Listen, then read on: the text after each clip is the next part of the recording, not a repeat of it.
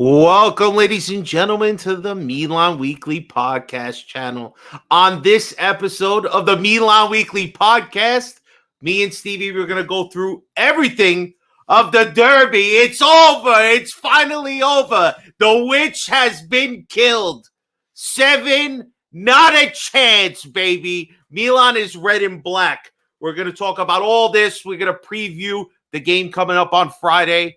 And we got a couple of busted Calcio tweets out there. But guys, me and Stevie here tonight. If you want to help the channel, the most important thing you can do is subscribe to the channel. If you haven't already, hit the notification bell so you're up to date with all of our latest videos. Please smash the like button, leave a comment, follow us on all the social. Most importantly, help grow the channel by following us on Patreon. Steve, Vinny is on Emirates or whatever. He's flying first class. He's eating his nuts. He's watching his wrestling, probably some documentary about Hulk Hogan and Macho Man. But tonight it's you and me, baby. Are you ready? The heavyweight champions of the world. Let's go!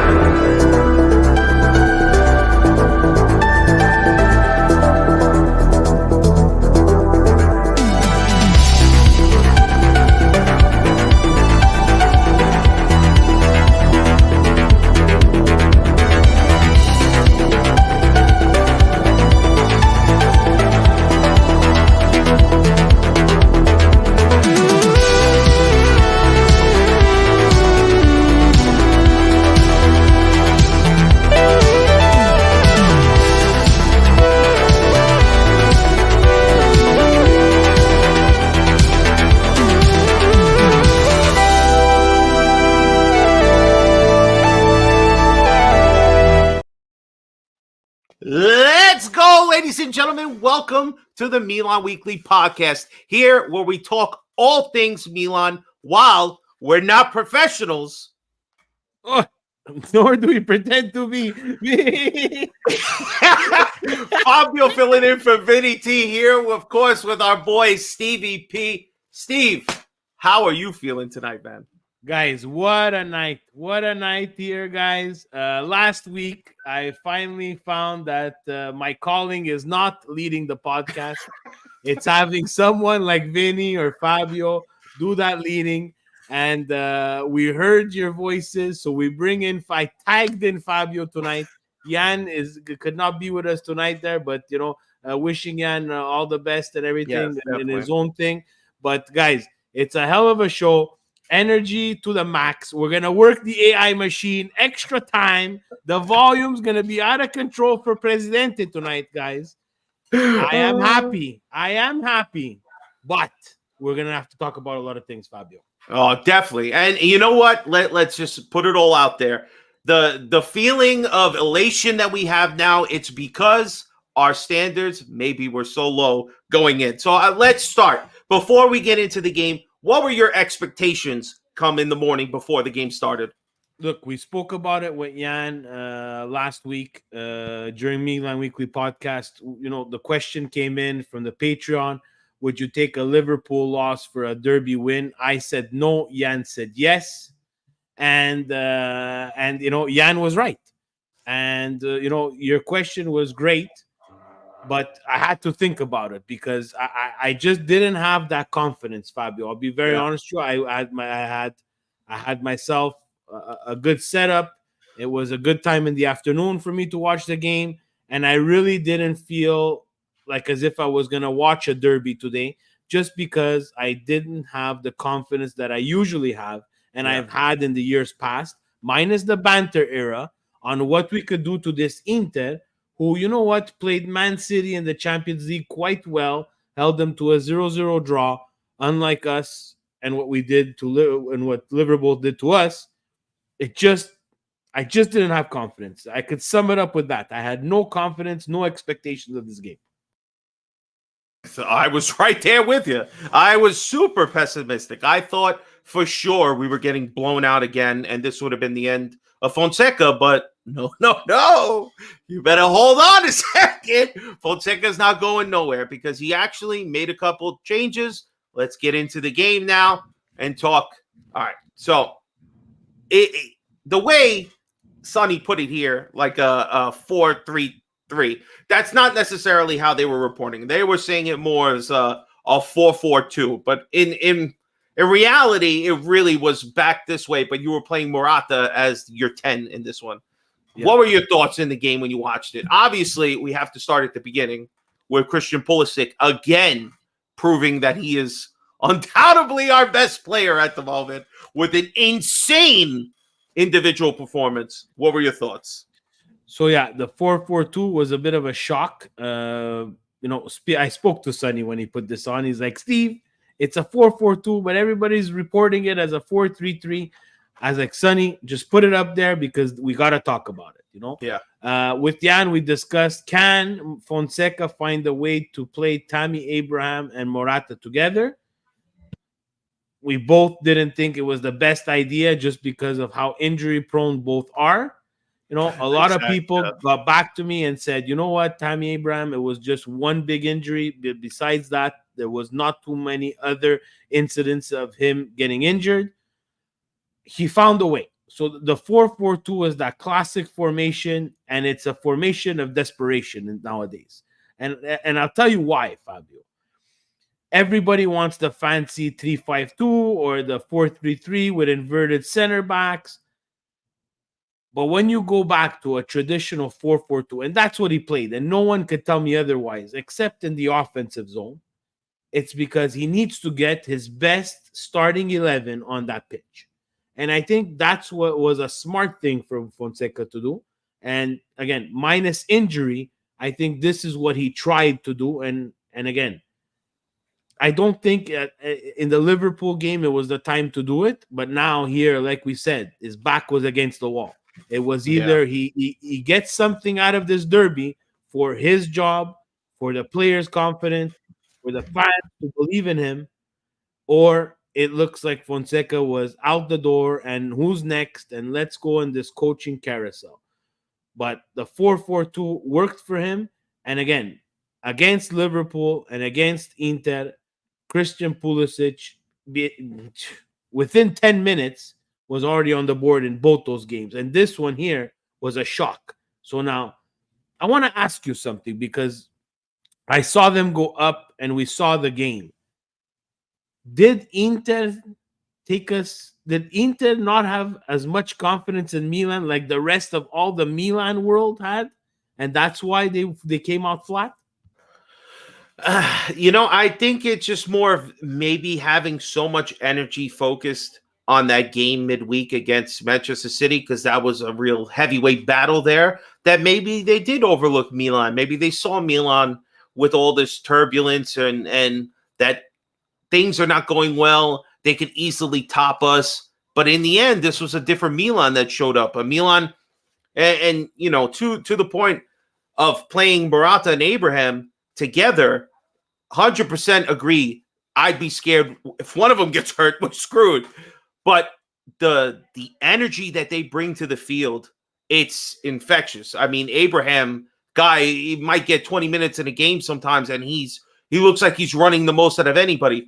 But Pulisic taking it to the next level, there's just a conversation that's peeking its head up because one player has such a high standard from everybody else that I don't know how if this kid could ever live up to it. But the team itself, they really didn't break the way they broke against Liverpool. There was a moment, especially that second goal, that I think the whole team's faith just went immediately down the toilet. I don't think that happened this game. I think because it was the derby, it brought extra feelings, it just made these players, if they were playing on 90, this got them to 100. I know that's pathetic to say for a professional player. They should always be playing at 100, but it makes you give that little more. And thank God they came out. They played. They played for their coach. I was happy. I was happy in regards to that. I know there's so much going forward, but other than that, let me ask you a question, Steve. So, again, around the same time, 27 minute, We give up the tying goal to DeMarco. Seems to be a little bit of a mistake there from Emerson, who kind of peels away to go back to try to help Gabbia cover Lautaro there and leaves DeMarco wide open. I mean, it's a nice pass by Martinez to find him and just easy goal. I had that moment. I was like, oh no, here we go. But it never came. The big ball never came. I mean, there's a couple of big saves by Mike. But did you feel after the first goal like, oh God, here we go again? Honestly, I felt like I was watching a carbon copy of the Liverpool game. Yeah, that was. This is what I felt, Fabio. I was like, we're up 1-0. We're gonna give up a goal that maybe we shouldn't have given up at a time that we shouldn't have given up, because Inter wasn't really showing much. So, like, the difference from the Liverpool game is before they tied it up, Salah hit the bar 2 times. No one was hitting the bar at Inter except the bar at San Siro, because it seemed like they were not interested in this game.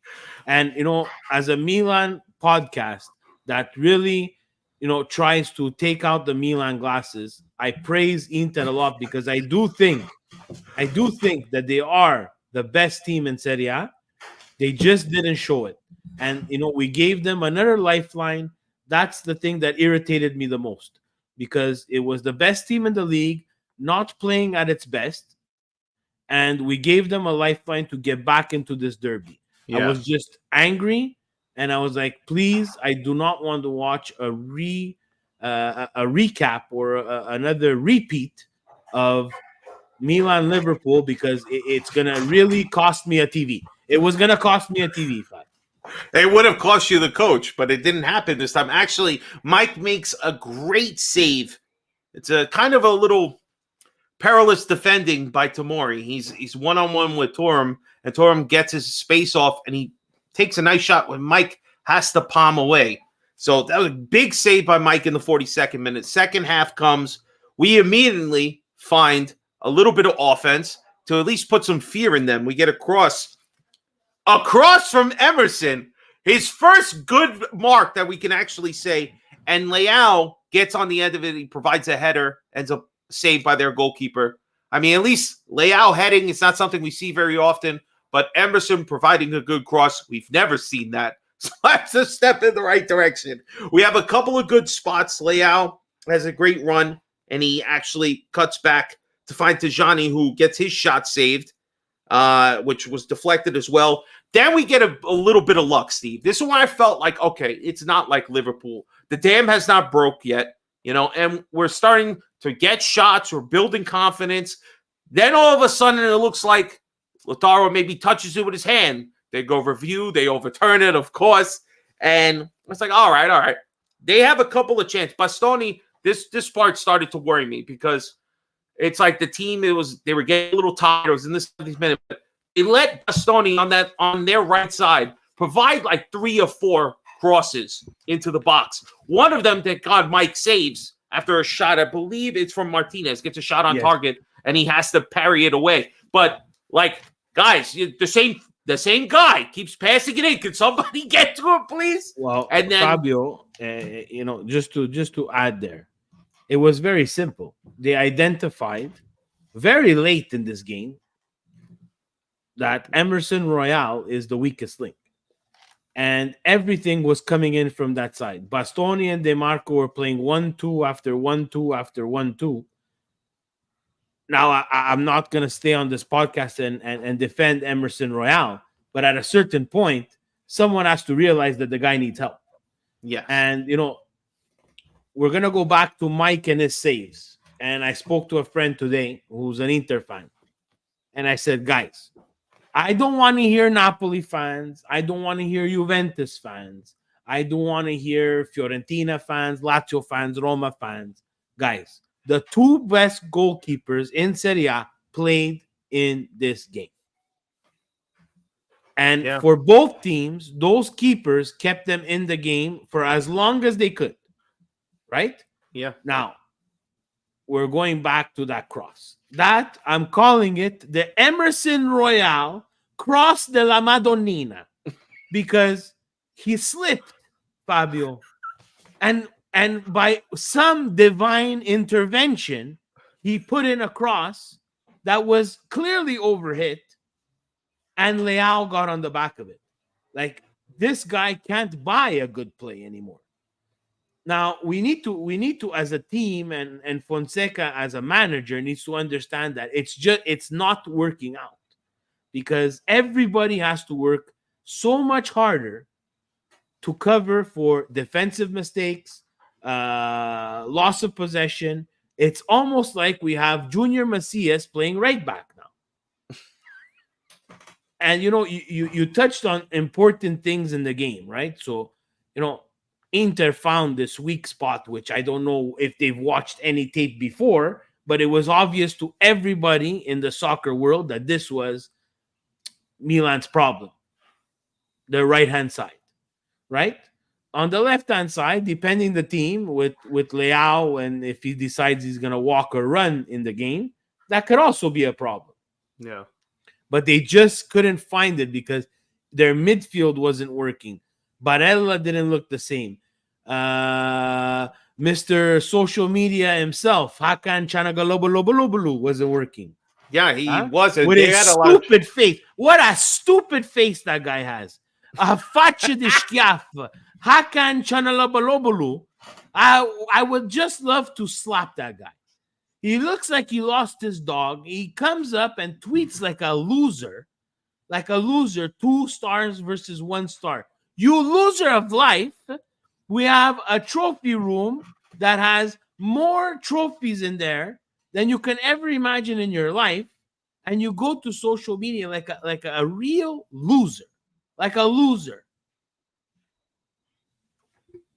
Yeah, I mean, why would you give Milan the bulletin board material? Why would you, a player that the fans have singled out to constantly call you a snake for switching sides, why would you provoke any sort of social media thing by posting that to give Milan just a little more drive to pull it together?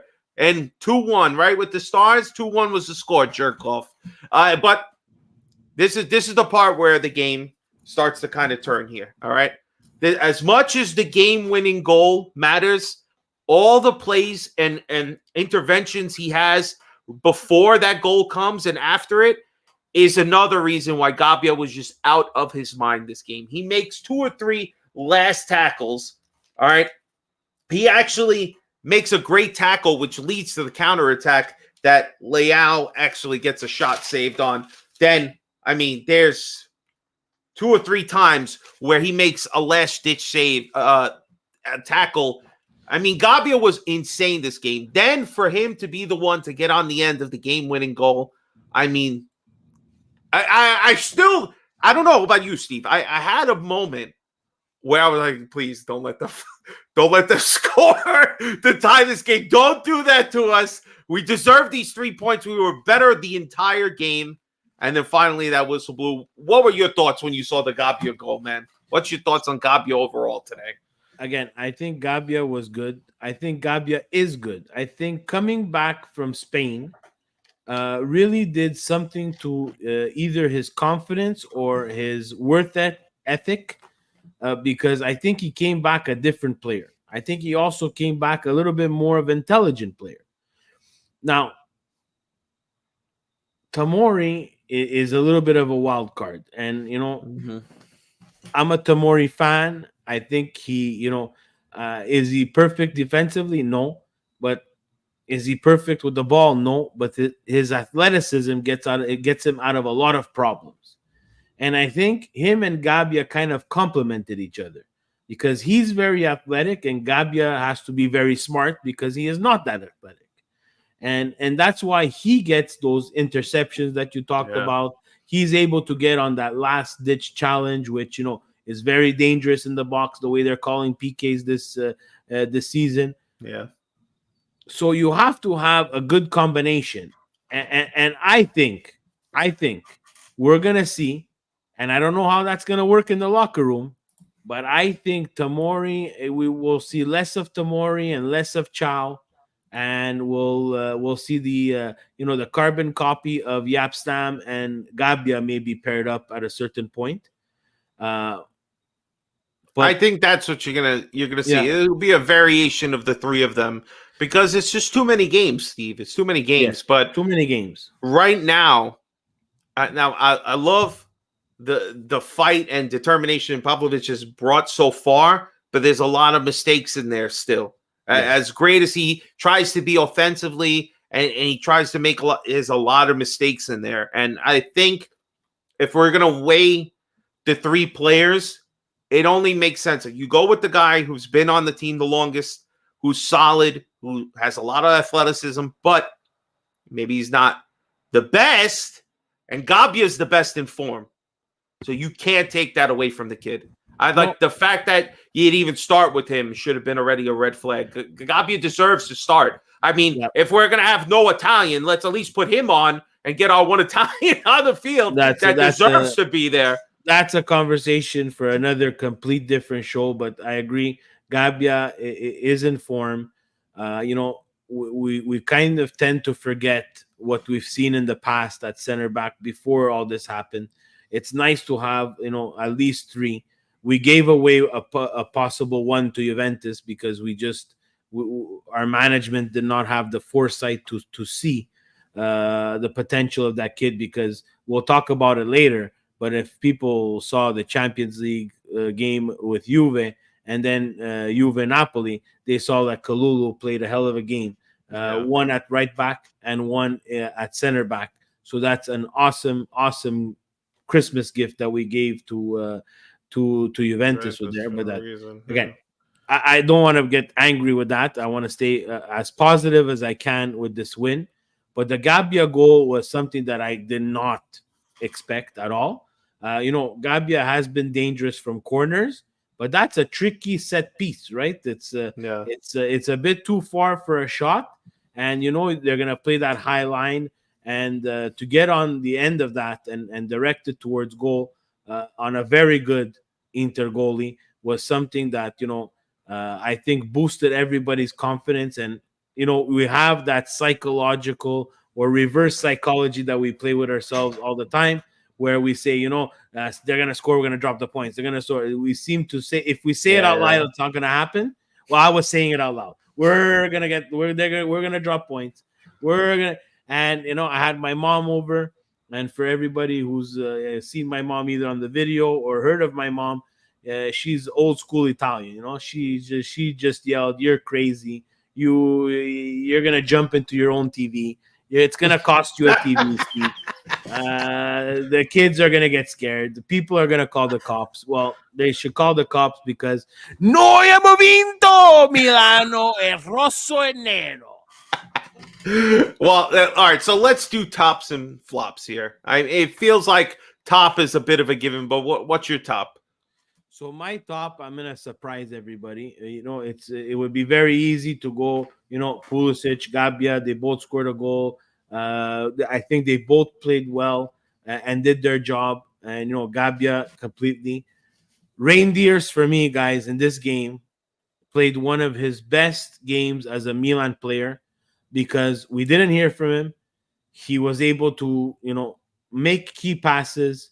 Yes. I think he was able to be dangerous in the final third. He provides this fantastic free kick for Gabbia's header.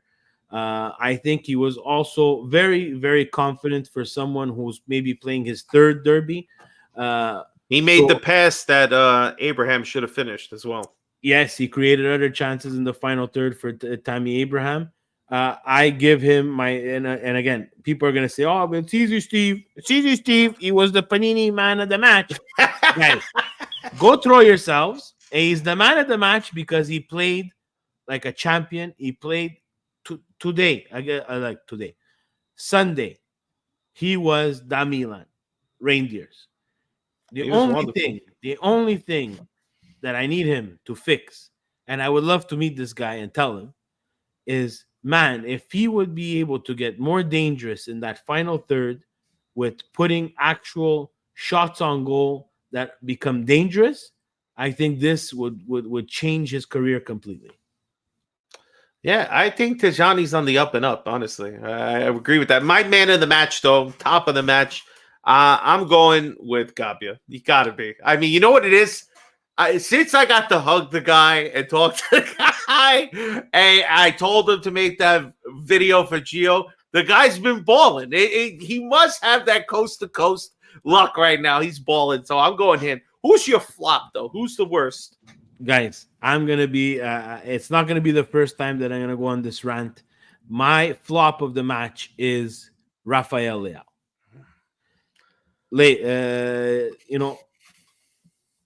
Fabio, it hurts me to say this, but he's not maturing as the player that I thought he would mature after his MVP season, Scudetto champion season. Guys, he was almost worse than Emerson Royal in this game.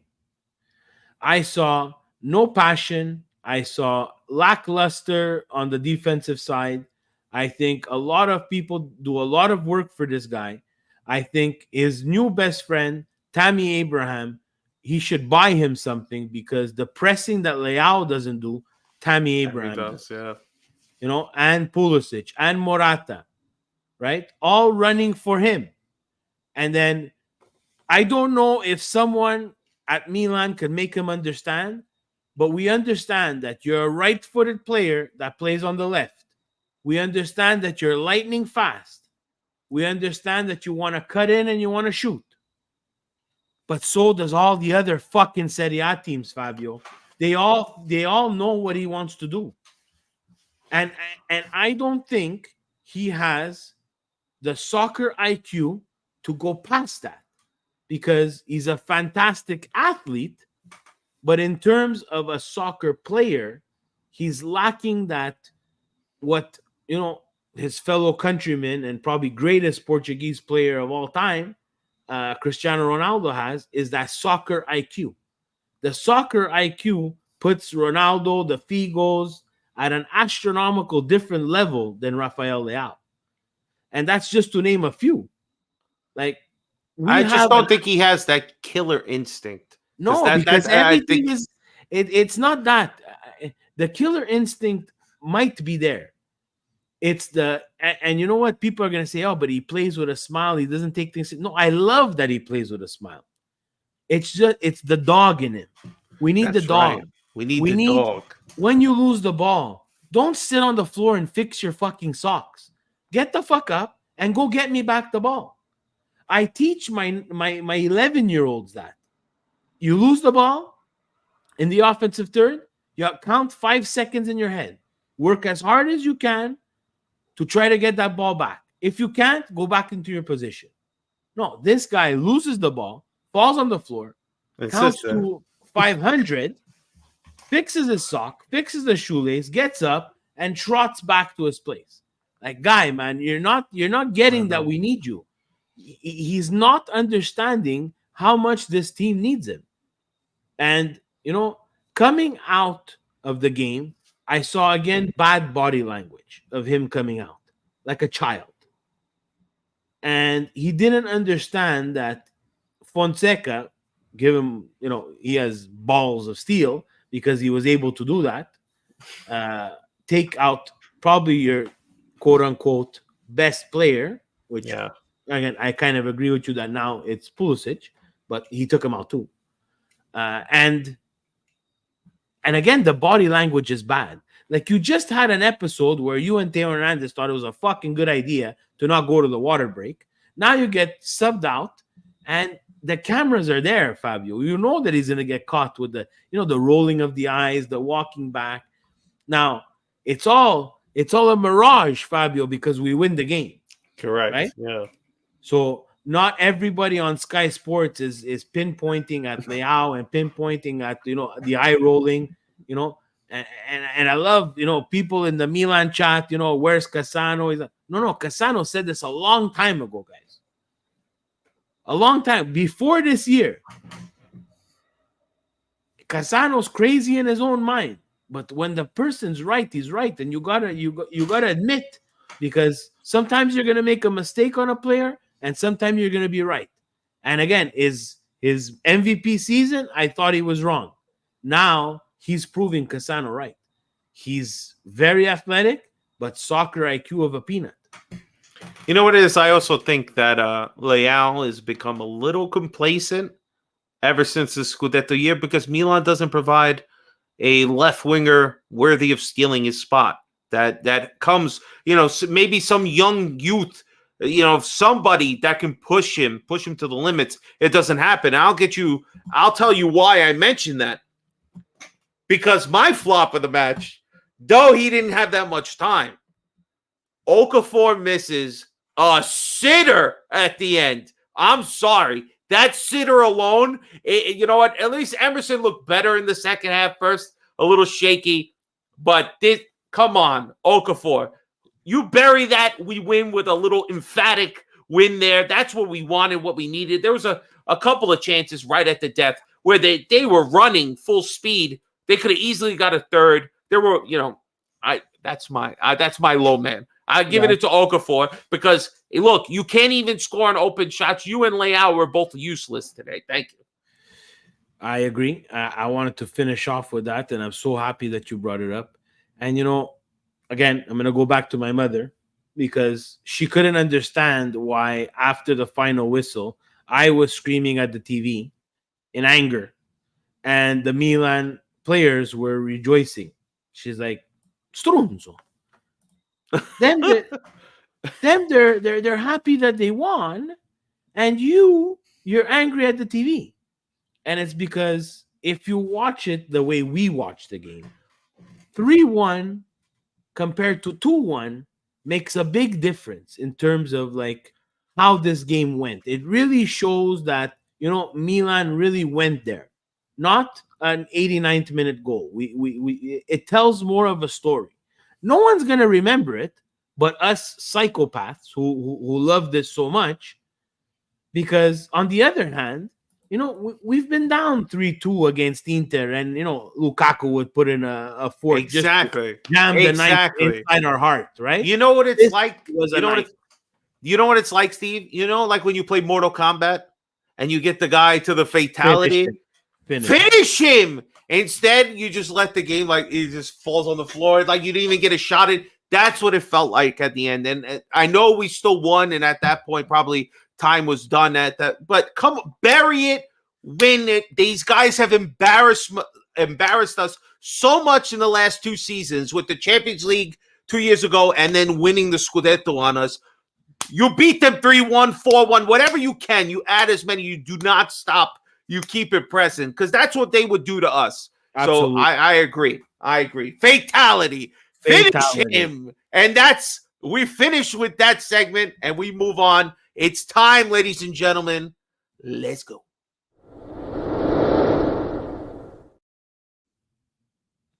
This segment is brought by Fubu Canada, the sponsor of Serie A in Canada and Premier, and you can listen to it in Italian if you like. Let's go through the games because we have a couple of good ones here. All right, first game of the week was Cagliari and Empoli. Empoli won 2-0. And only thing I want to mention, Steve, Colombo scores again. Did you get to see any of this one? Again. I saw a little bit of this one. Very, it's beautiful with Fubo TV where you can catch all these games and put it in. Put the commentary in Italian and be able to watch them. Again, I took I took that as like, wow, he scored again. Colombo scored again, and I like this Empoli team. I think they battle a lot. Cagliari seems to be having a lot of problems. I don't know if it's going to work well for Cagliari this year. Our next game was Torino going into Verona. This game seems like it was a little closer than it actually was. Torino was up most of the game. They ended up getting second goal Verona in the 90th. They had a red card too, and Zapata scored again their second goal. Did you see any of this one? Torino looking dominant. This one takes them to the top of the table. I have Zapata in my Fantacalcio. So nice to see him get on the board here. Yeah, you hit the hammer right on the nail there. Verona did get back a late goal. I don't think that they really pushed Torino. Guys, Torino's organized, man. Torino is an organized team. Like what you saw With a new coach, right? What you saw with a new coach at Milan wasn't a flash in the pan. Now, can they keep it going for the whole year? I don't think so, but it's good for them. It's a good start. You never know. With these kind of starts, this could be the difference if you make in Europe later in the season.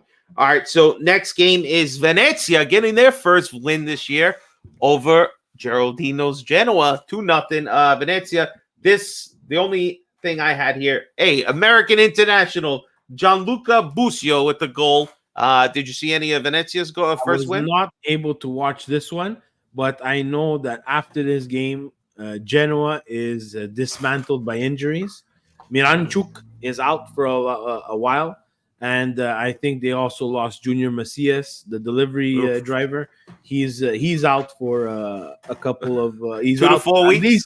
At least for the for the Derby. I think they play Sampdoria in the Coppa Italia, if I'm not mistaken, before they play their actual next Serie A match day. So it seems like they're losing quite a bit of players, Genoa, and I don't think they're deep enough. I think this is a big loss for Genoa because Venezia, as we saw, has not looked good, and to drop points to Venezia, not the Girardino team that we were throwing flowers to the other weeks. All right, so the main event of Saturday night. Actually, no, it wasn't. It was the midday game. In my head, I thought it was Mikey. Thank you to Mikey. It's Malinowski, not Miranchuk. Yeah, Malinowski. Yeah, he's a good former Atalanta guy. Yeah, that's a big loss for them. All right, so let's get to the big match.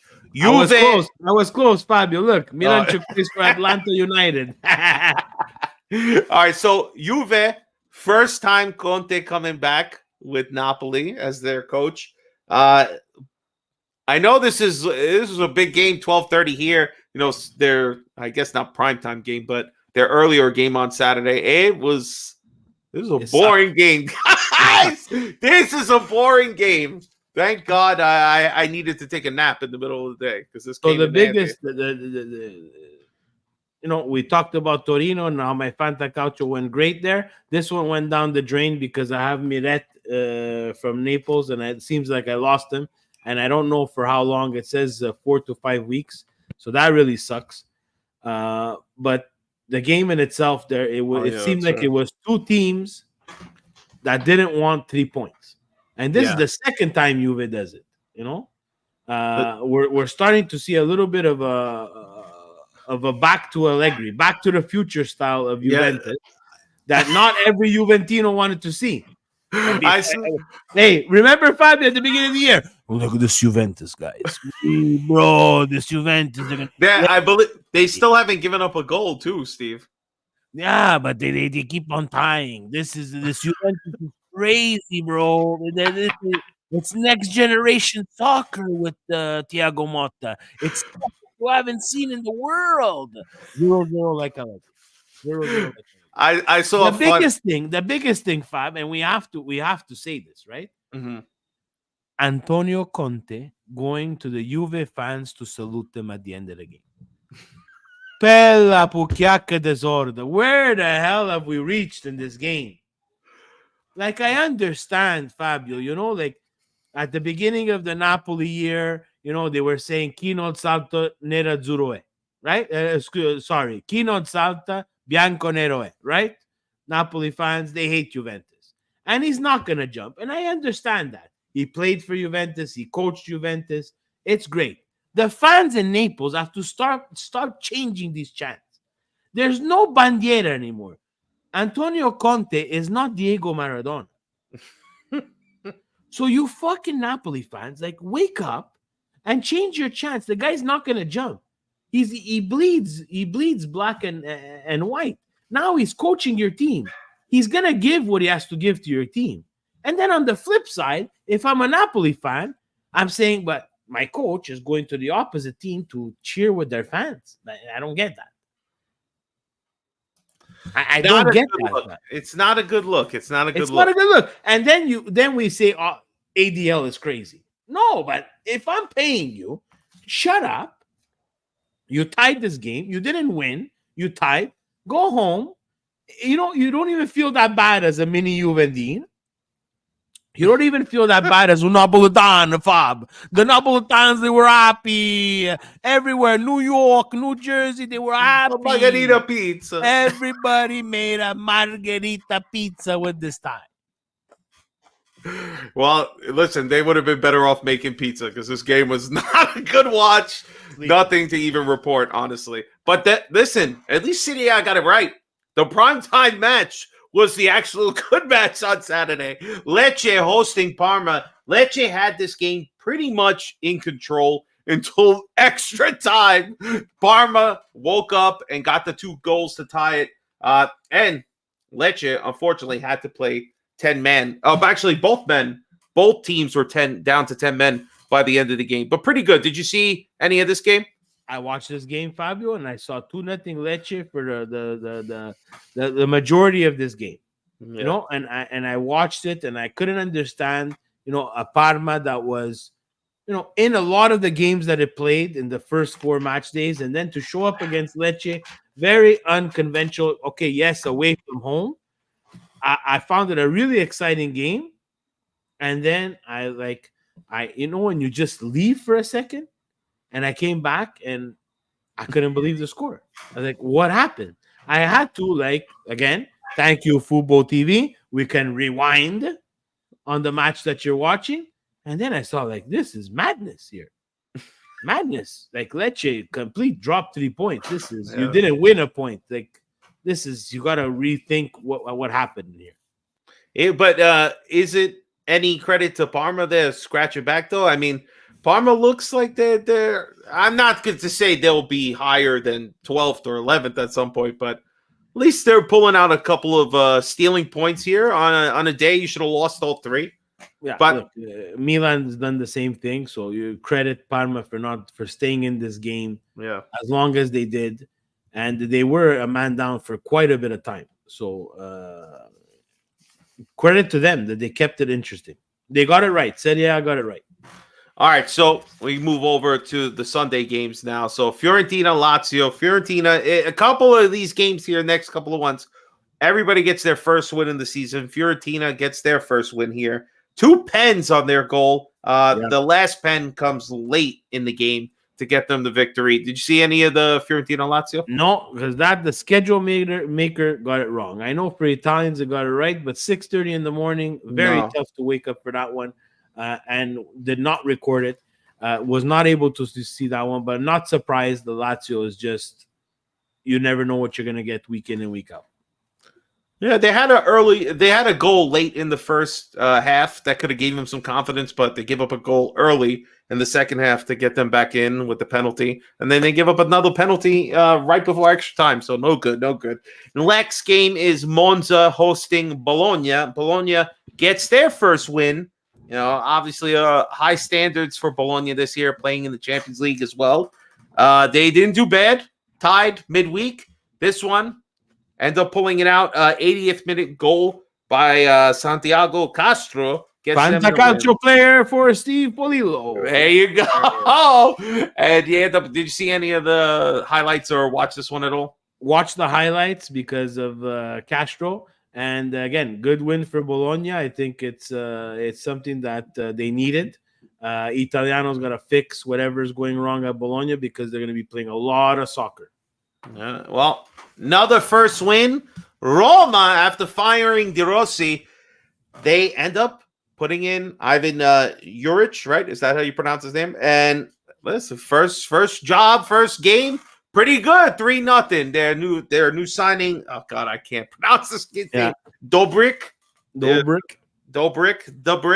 He ends up scoring a goal. Then they get another pen, which Dybala buries, and then their young guy, Baldanzi, right? Baldanzi, yeah. I don't know why that name sounds so familiar. Was he playing on the under 21s or something? Absolutely, yeah. He's that's high-profile, talented U21 that I think should find a spot there in Roma permanently starting. He brings a lot of energy. Fantastic. I think, as much as we've been bad, harsh on Roma, this game, they looked pretty impressive. I just think that Udine, had the bad luck of the draw with the timing of this match for them. I think the players had to react. Roma, unlike Milan, took care of their coaching problem right away.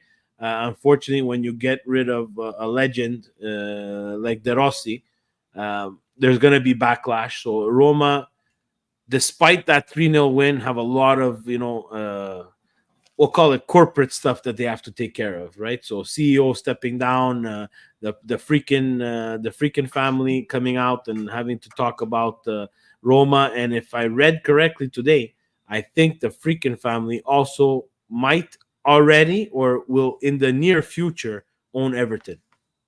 Interesting. Stevie P got the news today. Well, obviously, the last game on Sunday was us against Inter, which we got the victory. For some reason, Serie A said no games on Monday. You have to wait till Tuesday. Atalanta Como on Tuesday. So we'll see how it pans out. But let's go to the table, which we don't have. My bad. No table. No table. But I'll just read it off real quick. Standing at first, Torino with 11 points. Napoli second at 10 points. Udinese 10 with their first loss. Juve fourth with 9. Empoli 9 at fifth.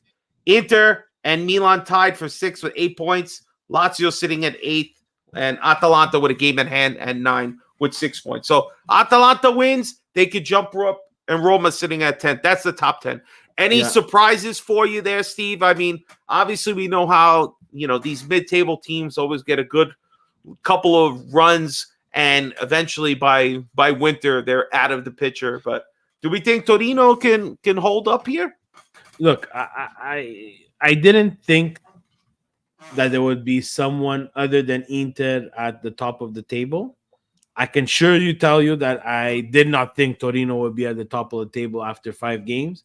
I kind of like, we usually with Sonny, what we do is after match day 7, 8, maybe even 10 sometimes, then it starts to start looking a little bit more about what we're going to be seeing regularly from week to week and how things change. Right now, it's a bit of a mismatch. Like Udine, surprise. I think they had a good, besides their loss against Roma, I think they're a bit of a surprise being up there. Torino is the biggest surprise, Fabio. I have to admit, I did not. New coach. New coach. But you see why this coach was successful. Was he, oh my God, was he Parma's coach? Where was his coach? I know he was one of the promoted teams coach, and he moved over to Torino. But all right, let's move on, Stevie. We got some questions. Our Patreon questions. Let me go to them so I can read them out. All right, there it is. All right, our first one is from our friend, none other than Vince Mancini. We'll start with his first. All right, good evening, gentlemen. Great derby win yesterday, finally. Do you think Leao should take off the wristband the little kid gave him last year for good luck? I honestly think that ever since he put that thing on, he's been playing with Malocchio over his head, kind of joking. But, man, this guy needs to learn and to be more critical. It's starting to become a really big issue for one of our pillar players. How do you feel? I know you were echoing these thoughts kind of earlier in the podcast, but that Leao needs to take a step up. Yeah. So Vince confirmed that it was a joke question. I don't think it's the rubber band that's on him. I think it's just a mentality thing. Someone's got to, and that was the great thing about Milan, and everybody spoke about it. When you played at Milan, there was Senatore there who would come and, if the youngsters weren't having a good run or a bad streak, they would kind of like put them in place, right? So right now we don't have that, and we don't even have that in the front office. We have, Ibra, as funny as it is from time to time, as kind of like a jokester or a jester. He says boss, but right now we're at a point where it's enough with the godly thing. It's enough with the character. They put you in a position where you need to make serious decisions. And, if you're going to be able to provide guidance to a guy like that, now is the time to be that. It's not Leone. It's not Ibra hiking in the mountains. It's not Ibra eating chicken wings, hot chicken wings, or it's not Ibra having a spat with Boban, who, let's remind Ibra had played at Milan and is a legend of Milan, right? So it's time for the club to mature, and like we spoke about, we don't have that presence now. So you got rid of the Maldini, now you bring in Ibra, which is a presence. I don't doubt he's a presence, but we need to channel his energy and channel that presence for good things. And one, Vince Mancini, is to get Leao straight. Yeah, I think there's still potential there. I think Leao just is in a bit of, maybe he's becoming a new father, Steve. You should understand. He's got twins on the way, 2 in 1 time. He's got to be scoring double the goals, double the assists. He's got to step it up. He's going to be goddamn tired. Let me tell you that much. Which takes a hit, his rap career or his soccer career? The fucking rap career better take a hit. All right, so let's go to the next one. Our buddy Derek sends in, what do you think of the 4-4-2 as a permanent solution? It seems to be fine for a one-off game, but do we have the strikers to do this for a season? Also, has Okafor's ball come back from out of space yet? We absolutely don't have the striker depth to do this unless we can find some combination other than Morata and Tammy Abraham all the time. I don't think we have the striker depth to do this. I don't think, but I do not believe, and he actually proved this point, I don't think Okafor is that false nine that we hope that he is. I think his best position is on the wing where Leao plays, and if he plays any better, if he scores that goal, there would have checked off your box, Fabio, where you said, we need someone to push Leao, not to take a spot, but at least push him. But if you're missing chances like that, you're not pushing anybody. The ball did not return from outer space, that's for sure. And he should eat that. He should manja la maglia with that, right? It was your chance. You come in, you do fantastic things as a super sub. There was a time for you to put the nail in a coffin that was well and long deserved in this Milan derby. All right, last one. We got our buddy David here. Says, hey, guys, always nice winning a derby. You think Fonseca has been extended with the win and also a new formation, or is it the next loss, the final nail in the coffin for him? P.S. Another goal coming from the right wing. When will it end? Take care and Forza Milan. So let's start with the first part.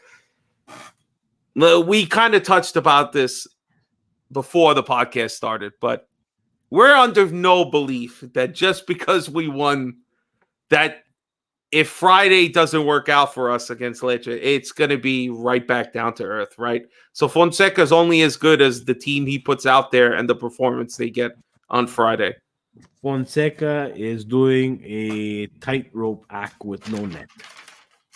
And if he can make it to the other side, everybody will be happy. I will also eat my words. I just don't have the confidence in Paulo Fonseca to go past Christmas, right? I didn't have the confidence in Paulo Fonseca to even go past this week against the Derby. But again, once you win a game like this, it's kind of suicide to not have the coach continue. He will continue against Lecce on Friday, which is a trap game, because only Serie A would schedule the Derby della Madonnina at 2:45 on Sunday and then say, hey, Milan, congratulations, you're playing Friday. No other team would have had that. They would have played some other day, which I would assume that it's going to follow with a Champions League match on another. I believe so. Yeah, I think we have Leverkusen after. Exactly. So we have another tough match there in the Champions League. You cannot go down to 2 losses in this league format. Paulo Fonseca, unfortunately, it was the wrong hire for Milan. And we're going to take this derby win, and I don't want to be negative, which everybody else knows that I'm very capable of being. I just don't think he's a Milan coach. I just don't think he fits the fundamentals of this team and what this team wants to do, which is not entirely his fault, because our management has also not given us any indication of what kind of team they want. So poor Paulo Fonseca. It's just not going to work out. You know what? I say this. It's on Fonseca to get these players to fight, to have them playing the style in a way that he wants them to. And if he just keeps getting the team to go out there and have grinta and fight for the results that they want, which should be a win every time, then there's no reason he can't continue. But if he cannot draw that out of this team, you need to know when to cut your losses. You need to know when to fold them, right, Steve? It's like cards. You don't have a good hand. You thought you played it through the flop. It wasn't good. You went to the turn. You're getting crazy. Don't go to the river. Cut loose now, baby. That's what I'm saying. All right, those are our questions, all from our Patreon. If you want to be a part of the community that we have, please follow us on Patreon. It helps us grow the channel the best that we can. We do a lot of donations. Just donated to a family in Canada to help a couple of their children be able to play. Steve does a lot of great work. Around Christmas time, we always do a major donation to a food bank somewhere and donate toys and all this other stuff. We're not living lavish lifestyles. We did not pay for Vinny to go. That's all his. I don't think he has a 401k anymore, but it's all right. Vinny's living his life. But those are all Vinny's baptism, communion, and confirmation money. Wow, he still has it. What a saver! What a saver! Well, let's save this show and let's get to the highlight everybody's waiting for. Busted Calcio tweets, baby. Busted Calcio X. I don't know what we're sticking with the tweets, but let's see what Yann got us this week. Oh, here we go. Here we go. I mean, what can we say here? This is busted as busted could be because you had the nerve to put this out there. Hakan Çalhanoğlu. Steve, I mean, we're starting good. This is major busted. We talked about it. Loser. Major. Complete and utter loser for still embarking in this thing. You made your decision. You went to Inter. Fine. But like you're putting this, and this is something that someone should take, frame, and send to Cardinale and make him understand this is why we go mental. Yes. And this is why last year was such a hard pill to swallow, because it's like they get a one-up on us, right? Like we could win, and I'm not saying we are, but we could win this year, and then we'll be at 20. But they're gonna always be able to say that they got to 21st. They dunked on us, right? They cannot get to 7 Champions League because they're not good enough, and the game has changed too much. Yeah. And again, maybe when I'm not on this earth and it happens, and my son's gonna have to deal with it, I think I've trained him enough to defend the red and black, so that it's not that bad.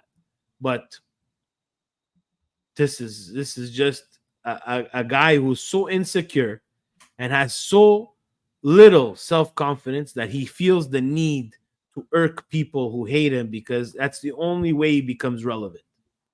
He's a figure di buttana. What can we expect? All right, let's go to the next one here. Holy cow. Google Translate. Damn, Yann, you're really going to make me read all this. Tomorrow night, we can close 2024-25 championship. Minka, already. It's over. It's over. It's over. Oh, sorry. I know Yann likes to read the name out. The other one was Hakan. That was his actual real one. This one is, why do you have to pick a Fabio? Jesus Christ. Fabio Bergami, but it's backwards on the handle. Too much gap, too much difference. I imagine Conte, Motta, and Fonseca watching City Inter and being embarrassed by the mere thought of believing they could stop this Inter. Minchia, man. We're talking about two different worlds. Inter plays another sport. I would say championship over today, maximum points tomorrow. Wow. Boy, were you fucking wrong, loser. I mean, the arrogance. The championship is over. Week 5, it's over already? 100. What freaks me out is the 114,000 views. Well, it must be popular with the Interista, because there's no other fan base that could agree with this. For the love of God, it's week 5. How could the championship be over? It might be over for us, not for the rest of Serie A. You haven't won shit yet. Well, not after Sunday, that's for sure. Actually, the Campeonato has just started. And these are the type of tweets that, I try to stay away with. And I'm very, in terms of superstition, with especially Milan, never like to talk until I'm really, really locked in, right? Exactly. I've lived through Istanbul. And I took a long time to get on the bus. Yeah, and I've never, ever want to live that again, right? Istanbul, my friend and Vince's cousin, Johnny Arcadi, who's going to probably listen to this tomorrow and be so happy that I mentioned his name. We watched Istanbul in a bar, and we came out after we took the lead, and he was dancing, and I said, please don't dance, don't do it, don't do it. The soccer gods, they're watching all the time. And this year, this guy, the soccer gods are on X, they are on Twitter, they have an account, and they see. And then when you write rubbish like this, like Conte, Motta, and Fonseca watching City Inter, it's a good game to watch. And we've said it as a Milan podcast that Inter is the best team. So I'm gonna go watch them, and I'm gonna see how I can beat them. So same thing. Stupidity. Maybe Fonseca did that. Maybe Fonseca spent all Wednesday watching that game and everything else. So he must have done something right. All right, here we go. Next one, FC Inter data. Oh my god, this is like if this related to FC Milan data, wow. This might that's like Presidente's dream with the data. But what the hell is it? Inter created 7 chances in the first half, Milan 0. Minchia, Milan 0. I guess Pulisic doesn't count. No chance. That's not a chance. That's not a chance. No, that's a goal, but it's not a chance on goal. Oh, all right. Well, I'll take the one on goal that goes in, then chances all day. All right, great. Milan 0 again. I just feel like that's not even accurate because we have a goal. Everything. You preach to be a data account with the wrong data. Oh my God! Why, Elon? Get these guys off this thing. All right, here we go. I believe this is the last one, right? All right, so here we go. Let me see. I can't see. With Calabria. All right. So they're pointing out that Emerson is the reason we're doing well, right? We tied against Lazio, win against. Oh my God! And then Kareem by Emerson balled out in the second half. Balled out. Winner. Wait, we had the Kumbara. We got Kumbara Chichi from New York. He said winner to Hakan. This guy's the winner. Balled out. He put in a cross. And One guys, cross. go back. I'm gonna coin this. Okay. Miracolo del Derby della Madonnina cross to Leao. After that, guys, it was typical Emerson Royale. Guys, we paid $15 million for this guy. We gave away a guy that we paid like $400,000 for to our competitor. It's not going to be easy for this guy. I'm not saying Emerson Royale is replacing Cafu. Who also Cafu said that Emerson Royale is going to turn things around at Milan. So, listen, Cafu could be on the payroll, all right? He's just speaking because they're good Brazilian. words. They're both Brazilian. It's Kumbara Emerson, Kumbara Royale. Hey, Kumbara Royale. See Cafu Royale. And it's a beautiful bar conversation. But guys, he obviously lacks a lot of the things that we're looking for in the right back that we wanted to upgrade, which is Calabria. And we're not doing ourselves any favor. Cafu Royale. At this point, I might rather have Cafu at his age. Absolutely. He plays in those charity games. The charity games, and he looks better than. He might have a good 90 minutes still in the blanks. Let's see if he's got anything else. But this is, I don't know. This might be going too far. Saying Emerson balled out. Winners. Oh my God. Winners. And that's it. All right. So, Presidente's not here to do the poll. Me and Steve don't know how to do the poll. So we're going to just take our 2 votes here. All right. So I think Emerson, I mean, this one's, I don't know, Steve, your data and you stuff, that's pretty bad. That's pretty bad. And then, championship's over. Big whoop. You're a professional, though. Yeah. You're a professional. Why would you do this? I hope your coach or the general manager, somebody yelled at Hakan for this, saying, "You idiot, why would you put this out there?" Don't give them no bulletin board material. I think I'm with Compadre Franco here. I think this is the most busted one. You got some nerve. Like, you won already. Why are you coming back over here? Be a professional, you loser. Compadre Franco, he shows up at 10:15. Bullies the busted Gaucho tweet, gets his way, and then goes to bed. I love it. Listen, big turnout this past week. I couldn't make it, but the turnout in the city was great. Especially, I'm sure the guys sometimes hope that people don't turn out, but a big game like this, people turned out, especially with Milan suffering a little bit.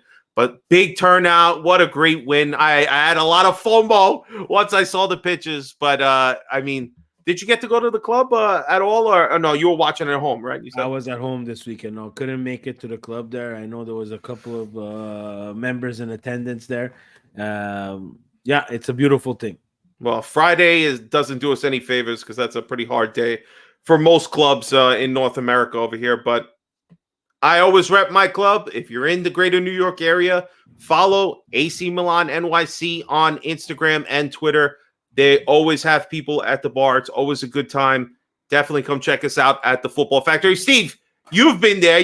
First attendant. Absolutely. I think you went a little too early. It was like Absolutely. 9 a.m. But I'm sending over some friends who are visiting New York to see the Football Factory. So I'm curious to see their thoughts there. So a Milanista and another friend coming over to see you guys. But if you're in Montreal, guys, we get together at Chicharo's. Vinny's usually there. Now the vacation is over. Tonight he's spending it with the lady. Friday he's going to be at the bar if he doesn't have to work and he has vacation days left. But guys, you could follow us Instagram, Twitter, Milan Club Montreal, and guys, registration time. So get your registrations in, and great things to come. Milan Club Montreal.